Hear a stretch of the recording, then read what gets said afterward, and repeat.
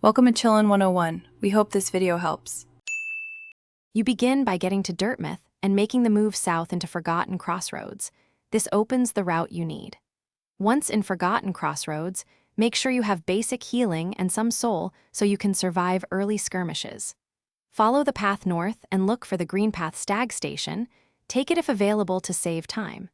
You do this because Sly's path is gated by how much of the world you've explored and which services are unlocked. Once done with initial routing, track Sly by advancing through key areas, Greenpath toward the City of Tears and back to Dirtmouth. You should listen closely to NPC dialogue and shopkeepers. The game signals merchant movement after milestones like opening certain doors or defeating bosses. Make purchases and revisit known Sly locations since he relocates as you progress. You do this because Sly's presence is tied to your exploration state, so systematic revisits will reveal his new spot. To finish, sweep likely sites: Dirtmouth, the Schoolhouse region, and Forgotten Crossroads. Rest at benches and listen for vendor chatter. If Sly still isn't present, force his script forward by defeating a nearby miniboss or opening a large door. These triggers often move merchants.